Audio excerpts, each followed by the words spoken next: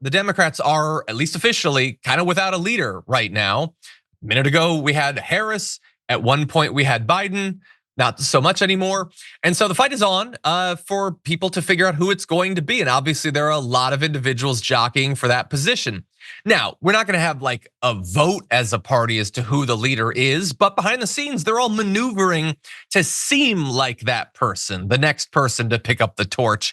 And a lot of that you see with Democratic governors. Now, in the wake of Trump winning, you saw a lot of Democratic governors putting out strong statements about how they were going to resist him, they were going to protect their states, and that is all objectively good, and they should do that, but it's also posturing, and it's also branding, okay? Particularly when it's Gavin Newsom that's doing it, you're not gonna tell me that it's just, I'm so committed to my state that that's why I'm going on this media offensive. Now, it's not just him. You have governors like Pritzker as well. Newsom actually went to the White House. I had missed that. And so some of them are trying to organize other governors in sort of like gubernatorial mutual aid kind of. And so that's good, I guess. You have Josh Shapiro, Gretchen Whitmer, Wes Moore, Andy Bashir, the sort of names that popped up a lot, before Harris seemed like the obvious replacement for Joe Biden. They're back once again, but it's not just them. There are also senators, including Georgia's John Ossoff, Raphael Warnock as well, Mark Kelly of Arizona. Interestingly, like these are people who weren't even really considered, other than maybe Mark Kelly, to take the spot of Joe Biden, and yet they're being thrown around there. Ruben Gallego as well, who by the way defeated a MAGA person. Now it was Carrie Lake. It's the weakest of the MAGA heads, but still he did beat her. And then once you get past all of those names, well, then you get to like Chris Murphy and John Fetterman. And let me just briefly say to that, no. I will literally vote for Rahm Emanuel at this point before we make John Fetterman the leader of the Democratic Party after all he's done. The fish heads at least are in the past, okay? And then eventually you get to an acknowledgement in articles like this one by NBC News. Oh, you also have Representatives Alexandria Ocasio-Cortez and Ro Khanna, who will likely play key roles in shaping the future of the party's progressive wing. Khanna has made little attempt to hide his ambitions as he's traveled the country on listening tours. And look, I generally like Ro Khanna. He hasn't really been hiding his intentions for a long time, let alone right now. And I like him, he's good, he comes on the show and everything.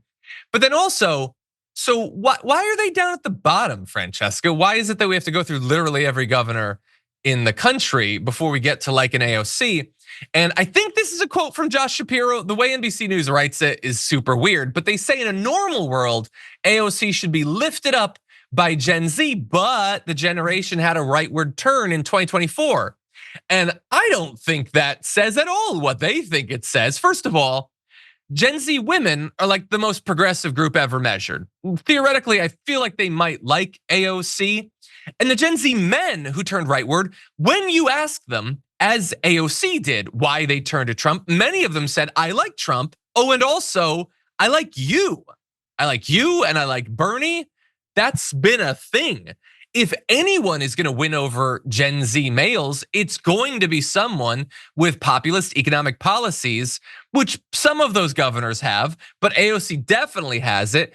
And so why is she being written off for like exactly the reasons that in theory, she might be way more persuasive towards this group than a lot of the names that are being bandied about, Francesca? Yeah, because this is, I hate these articles. I hate these articles that are written. It's all crap. And it's all just like, well, let's consult the brown nosing pecking order. And this person, well, that person worked for that person and that, but shut up. You guys are all worthless. You're all worthless. No, I mean, we are in prime half-baked.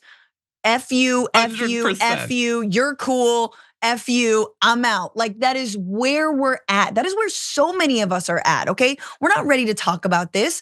No, first of all, number one, I'm glad that Gavin Newsom is doing things like going to the White House and being like, hey, Joe, could you make sure that Donald Trump doesn't like seek, psychotic retribution against the state of California. I appreciate those kinds of moves. That's what governors need to be doing. Governors need to be showing up right now and making sure that the people in their states are protected from the worst wiles of the Trump administration. That's all we need you to do. You need to show up for them.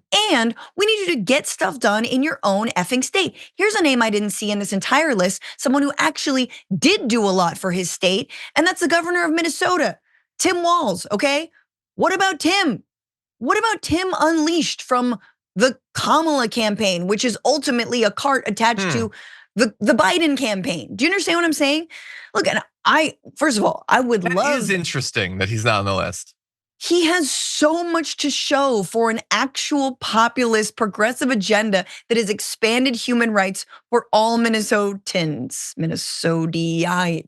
Minnesotites. No, but like, I love AOC, of course AOC, yes AOC. I also like Sean Fain, I like outsiders, I like people that everyone likes, which are not, again, this pecking order of like just, I don't know, Ivy League brown nosers that are like, well, I'm next in line, technically. Nobody wants you. And you know what? Until you deliver for your state, right now, Minnesota has way more progressive policies than California.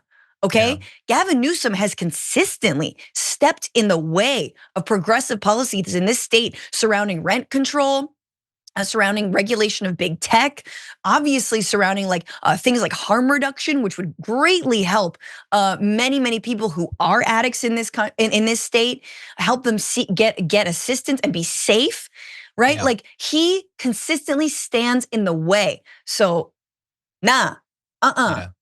It just it's just a whole bunch. Some of the government there's definitely better and worse names that we listed, but like a lot of them, it just seems like they're already prepping their lawn signs. Like I said, 2028, a return to normalcy. Like they're just gonna literally be like, oh, well, Trump will be bad, and so we'll naturally win. And maybe that might work, but again, it is not a way to like take control of the House, take control of the Senate, stay in power for more than 4 years.